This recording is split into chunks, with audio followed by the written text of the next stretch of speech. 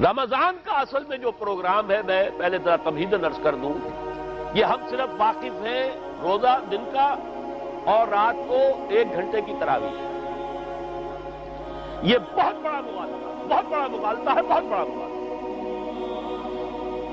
روز اصل میں رمضان کا پروگرام کیا ہے؟ دن بھر کا روزہ اور رات کے اکثر حصے کو قرآن کے ساتھ لے کر جاگنا۔ لیکن حکمت خداوندی نے پہلے حصے کو تو فرض کیا ہے، دوسرے کو فرض نہیں کیا، اس کو ترغیب اور تشویق پر چھوڑ۔ لیکن اس کی جو اہمیت ہے میں چاہتا ہوں کہ پہلے اچھی طرح اس کو سمجھ لیں آپ۔ دیکھیے پہلی حدیث اس میں ہے ان سلمان الفارسی رضی اللہ تعالی عنہ قال خطبنا رسول اللہ صلی اللہ علیہ وسلم فی آخر یوم من شعبان۔ حضرت سلمان فارسی سے مروی ہے،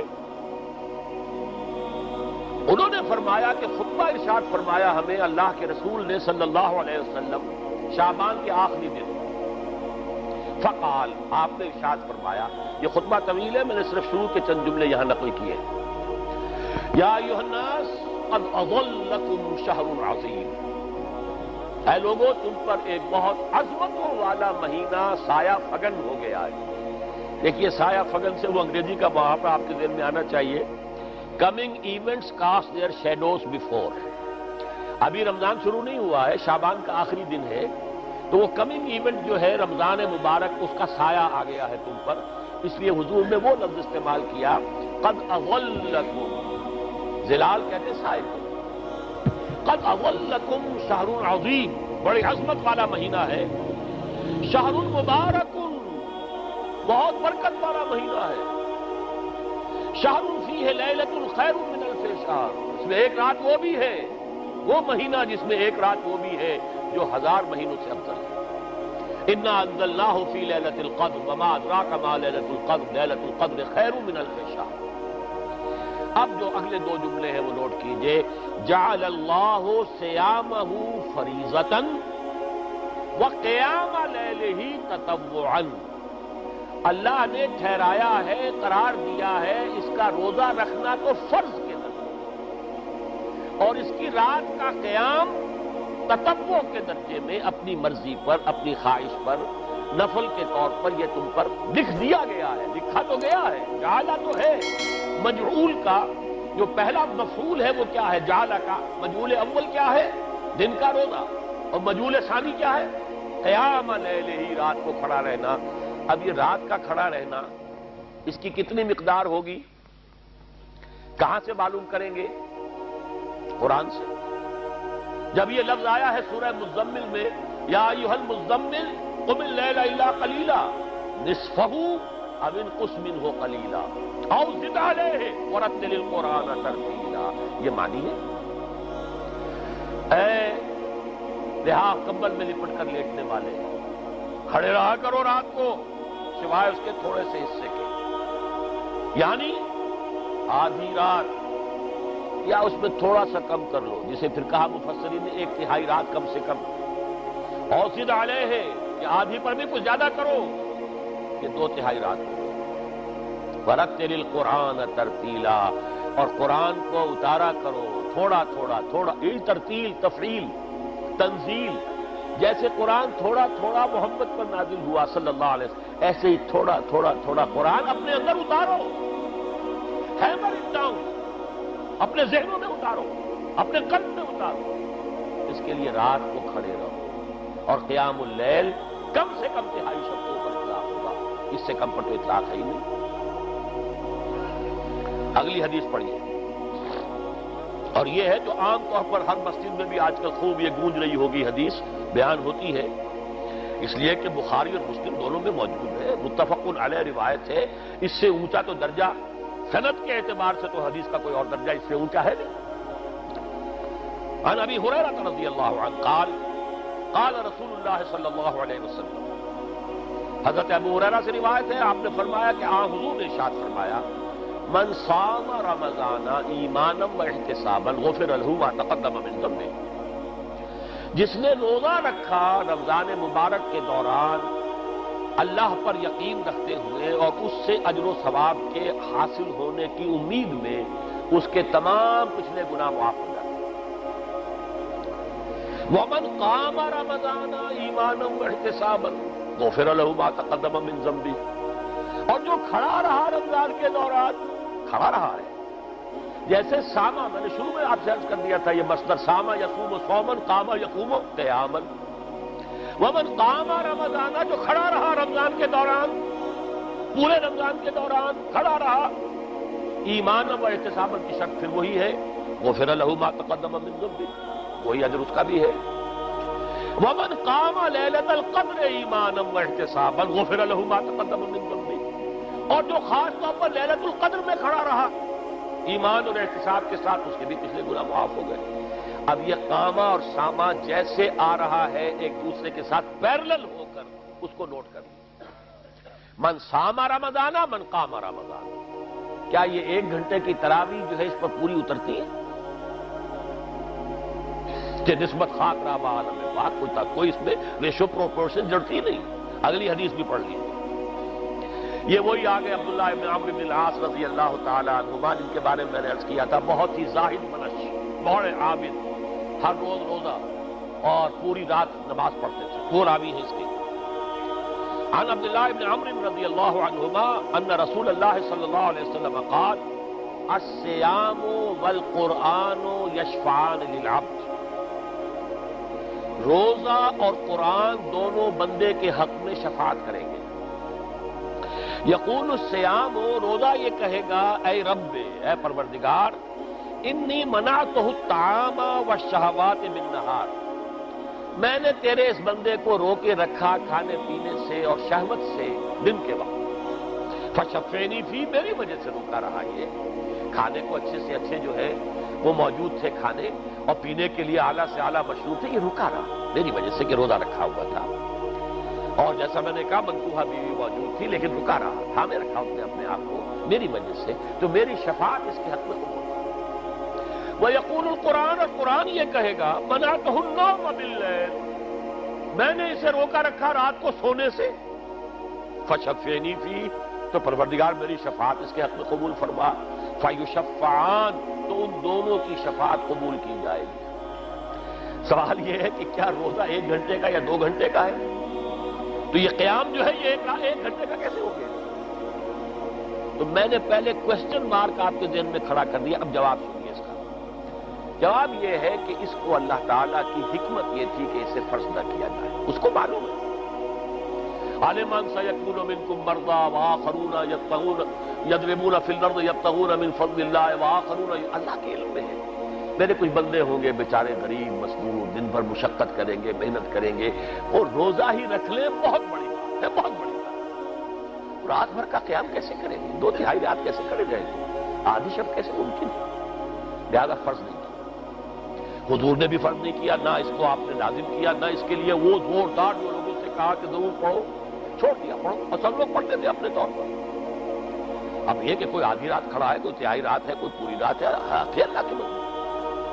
لیکن 3 دن حضور نے یہ باجماعت نماز پڑھا دی، لیکن پڑھائی ہے وہ تہجد کے وقت، یعنی لوگ رات کے وقت جو بھی ہے کھڑے ہیں، جاگ رہے ہیں، قرآن پڑھ رہے ہیں، لیکن یہ کہ خاص تہجد کے وقت آپ اپنے حجرے سے برآمد ہوئے تو لوگ جمع ہو گئے، آپ کے گرد جمع ہو گئے۔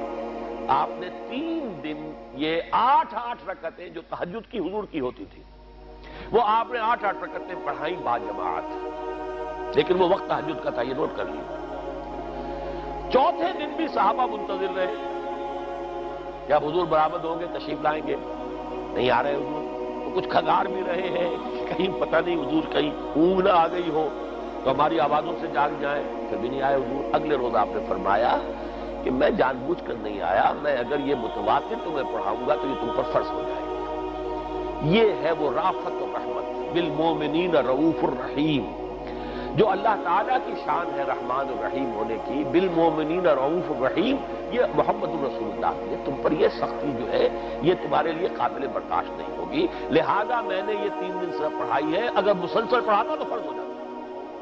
یہاں تک تو ہے حکمت نبوی کا معاملہ، اب آیا حکمت صحابی یا حکمت خلیفہ راشد۔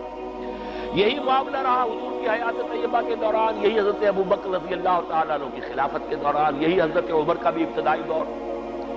لیکن دور خلافت عمر فاروق کے دوران یہ واقعہ آیا کہ حضرت عمر داخل ہوئے مسجد میں، دیکھا رات کے وقت ابھی کوئی باجماعت تراویح کا کوئی انتظام نہیں تھا. آپ نے دیکھا کچھ لوگ مسجد کے اس کونے میں کھڑے ہیں، ایک حافظ ہے، ساتھے تو حافظ نہیں ہوتے تھے، تو کوئی حافظ ادھر، انہوں نے 5 6 7 8 آدمیوں نے کسی حافظ سے خوب گزارش کی، وہ انہیں قرآن سنا رہا ہے، وہ کھڑے سن رہے ہیں. کوئی دوسرے کونے میں ایک جم گھٹا ہے، کوئی تیسری طرف ہے، کہیں ہے، تولیوں کے اندر لوگ جو ہے وہ قیام اللیل کا حق ادا کر رہے ہیں.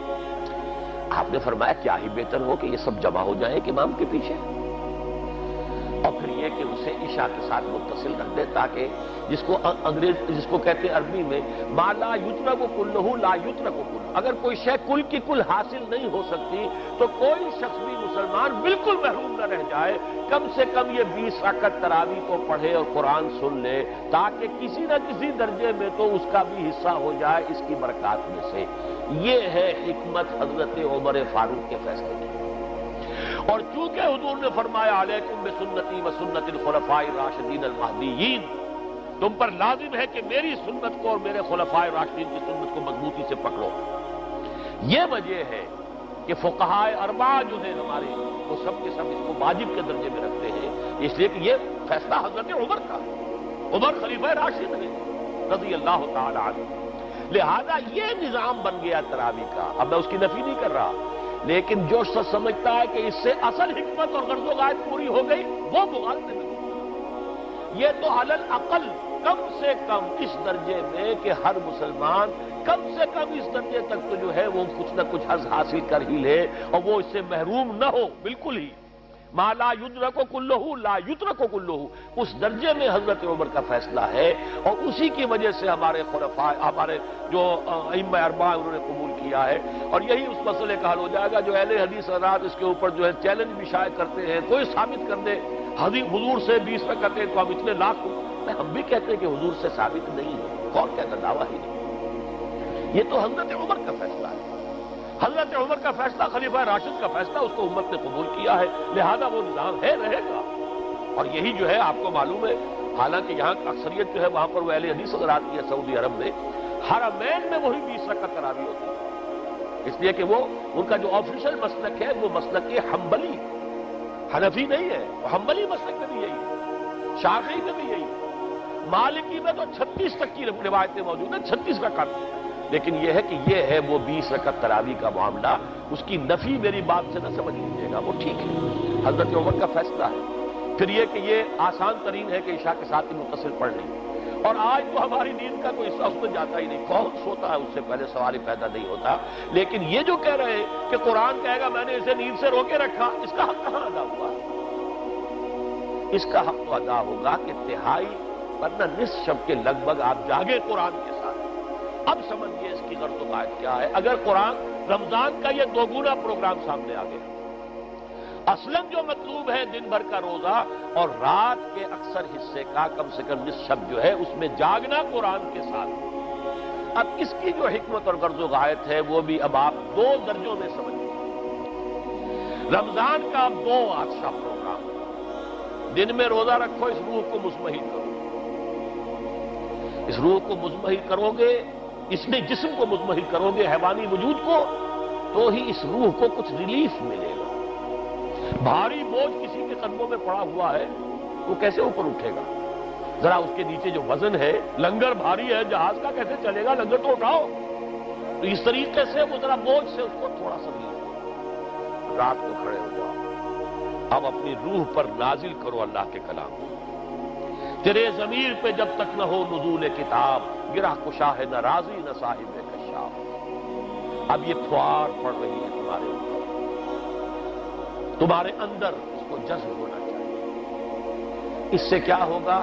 روح کو تقویت حاصل ہوگی. اس کو مثال سے پہلے سمجھا دوں. کوئی شخص پیاس سے مر رہا تھا، اس درجہ پیاسا تھا کہ اس کے اوپر بے ہوشی بھی طاری ہو گئی. کوئی شخص آیا، اس نے پہلے اس کو پانی کے چھینٹے دیے، کچھ ہوش میں آیا. اب اسے پانی کا کوئی کٹورا لگا دیا اس کے منہ سے. پانی کے ایک گھونٹ کی جو لذت اسے اس وقت محسوس ہوگی، کیا کبھی زندگی میں کسی کو محسوس ہو سکتی؟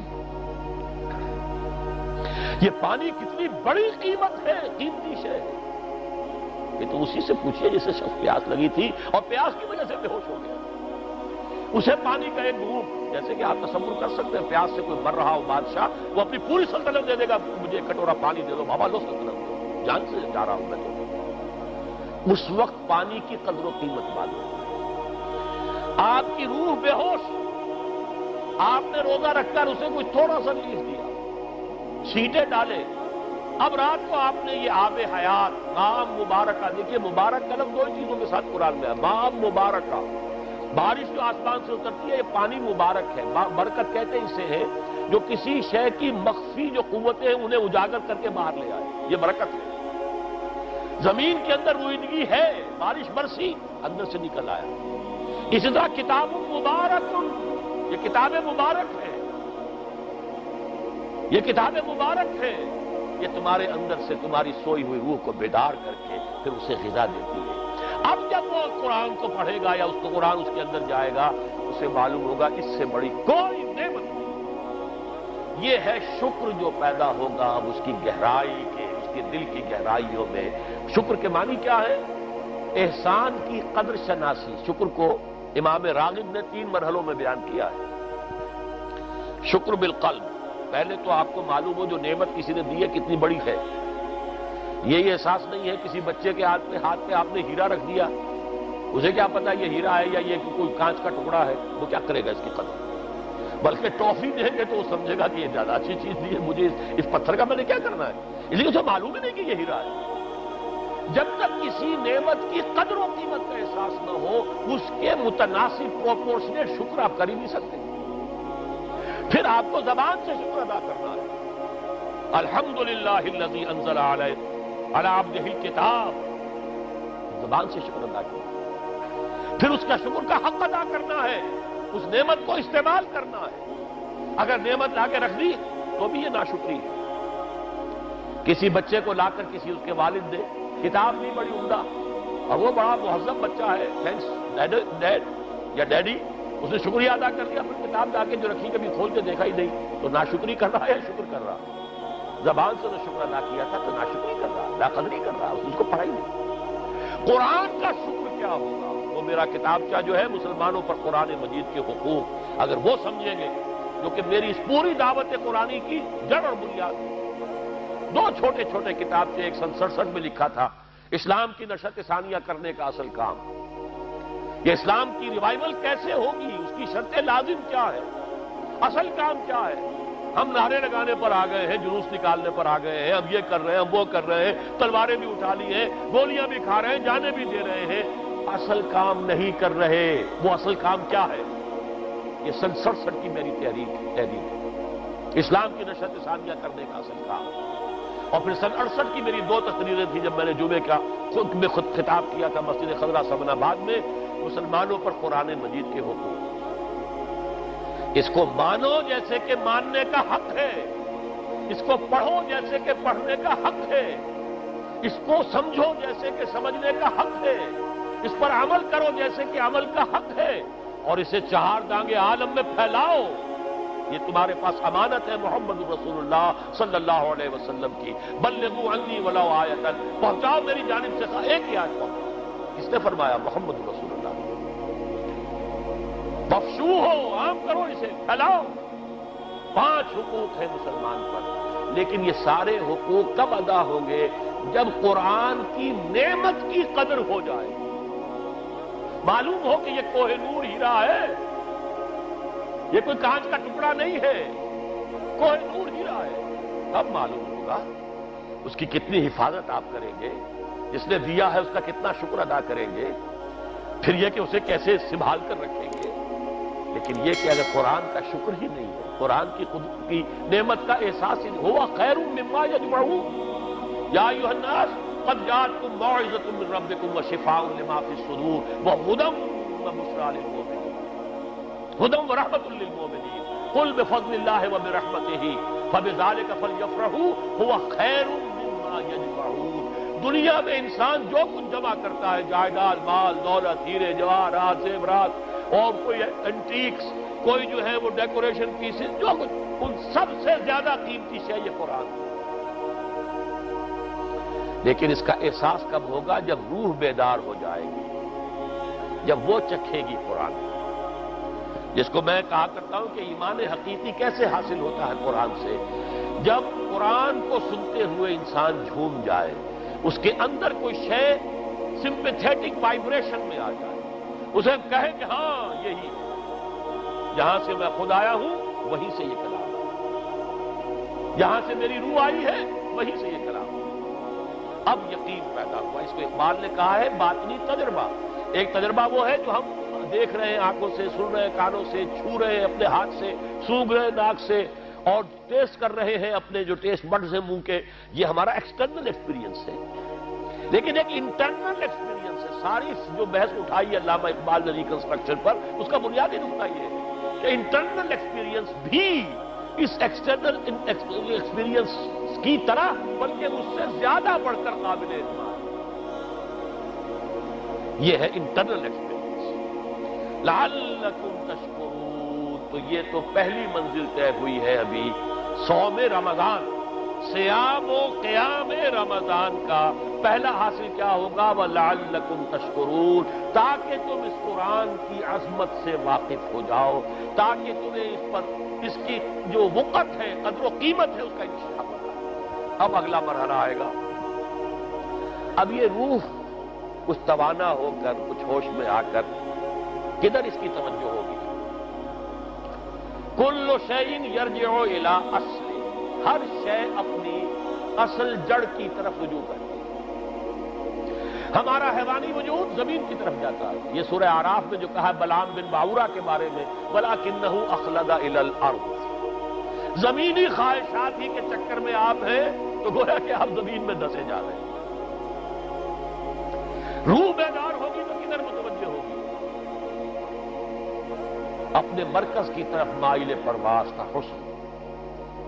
بڑا پیارا مصرع ہے، اگلا مصرع میں نہیں پڑھتا، لیکن یہ کہ یہ اپنے مرکز کی طرف، اپنے منبع اور سرچشمے کی طرف، کہاں سے آئی یہ روح؟ امر ربی، یہ ادھر متوجہ۔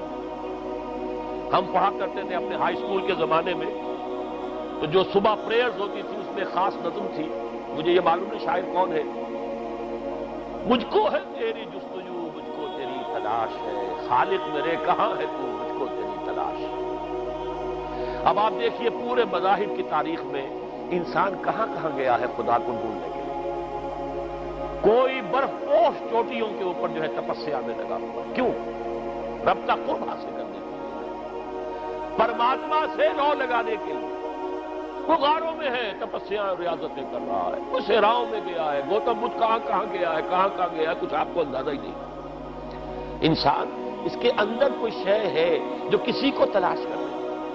میرے اندر ہی وہ شے بھی ہے جو مجھ سے کہتی ہے کہ کچھ کھانا ڈالو اس منہ کے اندر، اس پیٹ میں ڈالو، ہے وہ بھی میرے اندر شے۔ ان لنفسک علیک حقا، یقیناً تمہارے نفس کا بھی تم پر حق ہے۔ میرے اندر ہی کوئی شے ہے جو کچھ اور شے چاہتی ہے، کسی اور چیز کی متلاشی ہے، وہ کسی اور شے کے عشق میں ہے۔ یہ دوسری بات ہے، اسے ہم نے سلا رکھا ہے لوریاں دے دے کے، تھپک تھپک کر۔ ہم تو اپنے جسم کی طرف متوجہ ہیں، لہذا ہمیں وہ پیاس محسوس ہی نہیں ہوتی کہ یہ بھی واقعی میرے اندر کوئی پیاس ہے۔ روح بیدار ہوگی تو وہ پیاس جو اس کے اندر اب پیدا ہوئی ہے وہ کدھر متوجہ ہوگی؟ اپنے پروردگار۔ یہ ربط ہے اگلی آیت کا، آپ پڑھیے، وَإِذَا سَأَلَكَ عِبَادِي عَنِّي فَإِنِّي قَرِيبٌ۔ جب یہ روح بیدار ہو کر اپنے مرکز کی طرف متوجہ ہوگی، اپنے منبع اور سرچشمے کی طرف متوجہ ہوگی، اپنے مبدا کی طرف متوجہ ہوگی، تو اے میرے نبی صلی اللہ علیہ وسلم، جب میرے بندے آپ سے میرے بارے میں پوچھیں، فَإِنِّي قَرِيب، انہیں بتا دیجئے میں قریب ہی ہوں، کہیں دور نہیں، اس کی رگے جاں سے بھی زیادہ قریب۔ ہم قریب ہیں، جب چاہو ہمیں پکارو، جب چاہو دعا کرو، جب چاہو باریابی حاصل کر لو۔ ہم تو مائل میں کرم ہیں، کوئی سائل ہی نہیں۔ ہم تو ہر روز رات کی آخری گھڑیوں میں سمائے دنیا تک نزول فرماتے ہیں، اور ہماری طرف سے پکارنے والا پکارتا ہے، حل من مستغفر فاغفر لہ، ہے کوئی استغفار کرنے والا کہ میں اسے بخش دوں، ہے کوئی مانگنے والا، حل من سائل فاعطیہ، ہے کوئی مانگنے والا جسے میں دوں۔ تم سوئے ہوتے ہو، ہم تو غافل نہیں، تم غافل، متوجہ تو ہو آؤ تو صحیح ہماری طرف۔ حدیث قدسی میں آیا ہے میرا بندہ میری طرف چل کر آتا ہے، میں دوڑ کر آتا ہوں۔ وہ بارش پر آتا ہے، میں ہاتھ بھر آتا ہوں۔ میرا بندہ میرا ذکر اپنے دل میں کرتا ہے، میں اپنے جی میں اس کا ذکر کرتا ہوں، یاد کرتا ہوں۔ اور میرا بندہ اگر کسی محفل میں میرا ذکر کرتا ہے، میں اس سے بہت اعلیٰ محفل میں اس کا ذکر کرتا ہوں، ملائے اعلیٰ کی محفل میں ذکر کرتا ہوں۔ یعنی کہ الفاظ ہے کہ تو تم غافل ہو گئے ہم سے، ہم تو غافل نہیں۔ اغیب و اللطائف لا یغیب وارجو ہو رجال لا یخیب، میں غائب ہو جاتا ہوں، وہ تو غائب ہونے والی ہستی ہی نہیں ہے، ہر آن موجود، ہوا معکم اینما کنتم وَإِذَا سَأَلَكَ عِبَادِي عَنِّي فَإِنِّي قَرِيبٌ أُجِيبُ دَعْوَةَ الدَّاعِ إِذَا دَعَانِ فَلْيَسْتَجِيبُوا لِي۔ لیکن اب آئی بات اصل، یہ دو طرفہ بات ہوگی، مجھ سے دعا کرو، کسی وقت کی پابندی نہیں، کسی جگہ کی پابندی نہیں، ناپاکی کی حالت میں ہو تب بھی دعا کر سکتے ہو، میری کتاب کو ہاتھ مت لگانا، مجھ سے دعا کر سکتے ہو، دعا میں کوئی پابندی نہیں، لیٹے مانگو، بیٹھے مانگو، ناپاکی میں مانگو، پاکی میں مانگو، جب چاہو مانگو، دعا میں کوئی خطر نہیں۔ اور جہاں پکارو گے there and then I will listen to you and I will grant your prayers۔ اجیبو جو ہے، اجیبو دونوں معنی، جواب دینا اور قبول کرنا، اجابت استجابت دونوں کا ایک ہی مفہوم ہے، جواب دینا اور قبول کرنا۔ اجیب دعوت الداعی اذا دعان، میں تو ہر پکارنے والے کی پکار کو سنتا ہوں، قبول کرتا ہوں جب بھی وہ مجھے پکارتا ہے، لیکن فَلْيَسْتَجِيبُوا لِي، میرا بھی تو کہنا مانو، چاہیے کہ یہ بھی میرا کہنا مانے، مجھ سے محبت کرے، مجھ سے لو لگائیں، میرے دین کے لیے اپنے آپ کو وقف کرے۔ ان صلاتی و نسکی و محیای و مماتی للہ رب العالمین، میرے باغیوں کے خلاف بغاوت کرے، میرے دین کا جھنڈا اونچا کرے۔ یہ سارے احکام ہے کہ یہ قرآن میں، قاتلوہم، جیسا کہ میں نے آپ کو بتایا اگلے ہی رکوع میں قتال کا حکم آ رہا ہے۔ اب وہ گھوڑوں کو روزہ رکھواتے تھے، بتا دیا یہ روزہ تمہیں کس لیے رکھوایا جا رہا ہے، اگلے ہی رکوع کے اندر حکم ہے، قاتلوا فی سبیل اللہ الذین یقاتلونکم وقاتلوہم حتی لا تکون فتنۃ ویکون الدین للہ، اللہ کے لیے دین ہو جائے، پورا کا پورا نظام اللہ کے تابع آ جائے، اس کے لیے پہلے دعوت دو، محنت کرو، جد و جہد کرو، اس دعوت کے نتیجے میں جمعیت فراہم کرو، جب جمعیت اتنی ہو جائے کہ پھر اس باطل نظام کے خلاف بغاوت کر سکو تو کرو بغاوت، اگر باطل نظام کے خلاف بغاوت نہیں کرتے ہو تو پھر ہم سے بغاوت ہے تمہاری، پہلے ذہنی بغاوت ہے، آپ ڈس اون کیجئے ذہنی اعتبار سے، نفسیاتی اعتبار سے، میں اس نظام کو نہیں اون کرتا، ریکنسائل نہ کیجئے اس کے ساتھ، کوئی تعاون نہ کیجئے اس کے ساتھ، کوئی چاکری اور ملازمت نہ کیجئے اس کی، تن من دھن لگائیے اس نظام کو بدلنے کے لیے، چاہے ابھی وہ دعوت کے مرحلے میں ہے، لوگوں کو تیار کیا جا رہا ہے، تربیت دی جا رہی ہے، تزکیہ کیا جا رہا ہے، لیکن ہدف کیا ہے؟ تاکہ اللہ کا دین غالب۔ فَلْيَسْتَجِيبُوا، میرا بھی تو کہنا سنے اور مانے، میں جہاد کا حکم دیتا ہوں تو جہاد کریں، میں اقامت دین کا حکم دیتا ہوں اقیم الدین تو اس کے لیے کھڑے ہو جائیں، میں قتال کا حکم دوں تو قتال کریں۔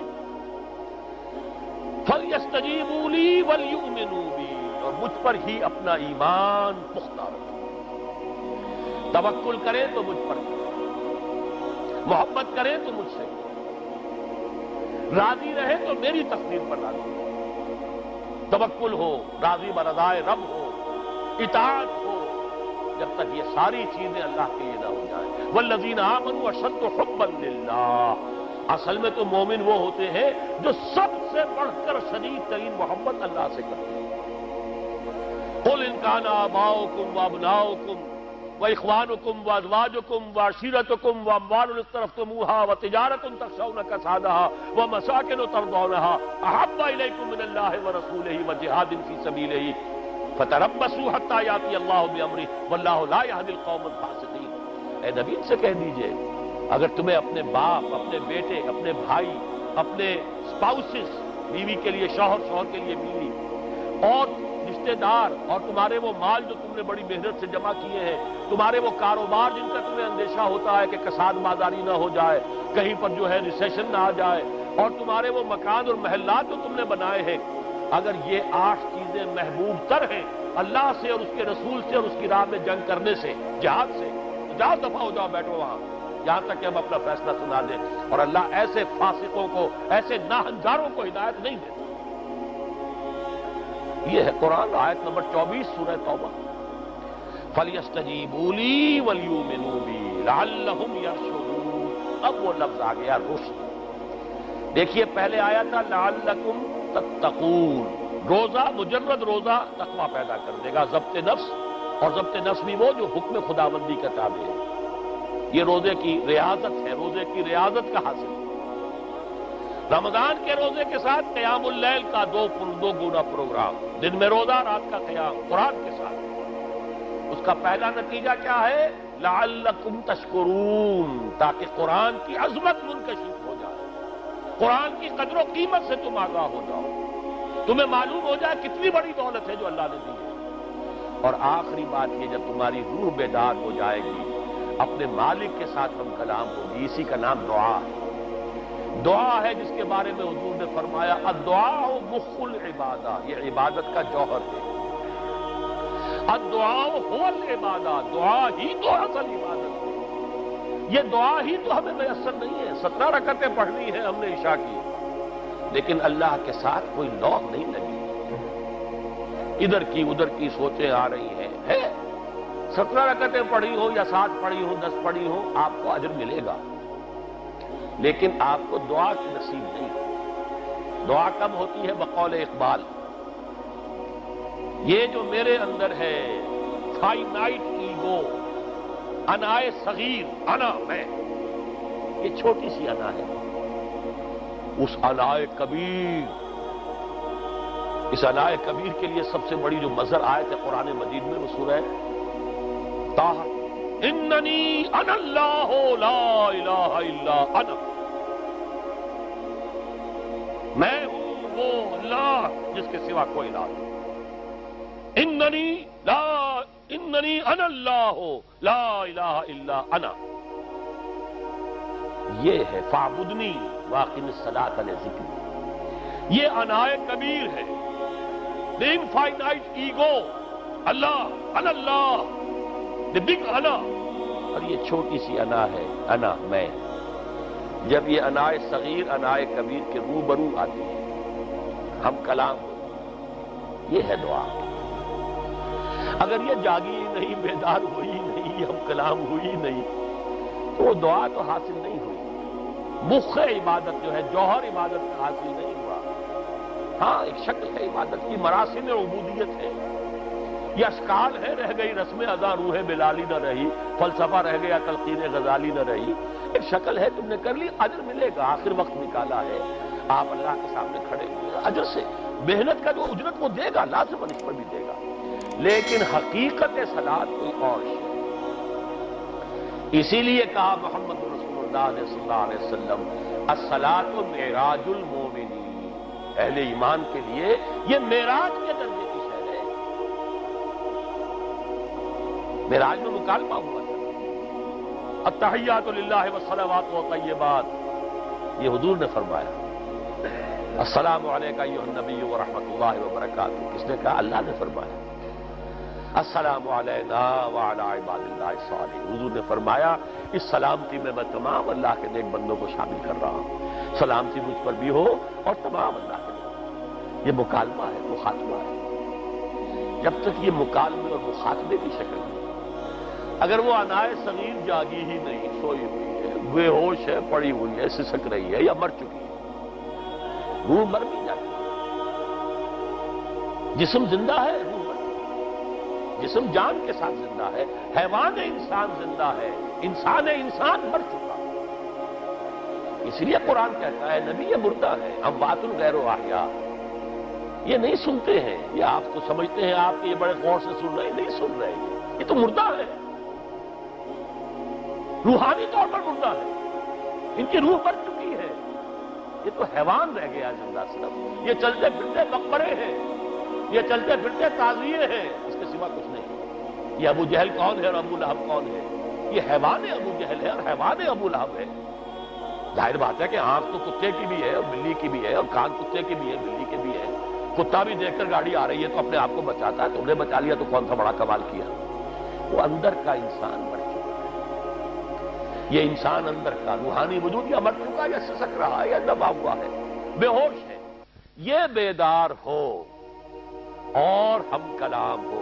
افلاق سے آتا ہے نالوں کا جواب آخر, کرتے ہیں خطاب آخر, اٹھتے ہیں حجاب آخر. آتا ہے, اللہ جواب دیتا ہے. اجیب دعوت الداعی اذا دعان. روحانی کان کھلے ہو تو تم جواب سنو گے.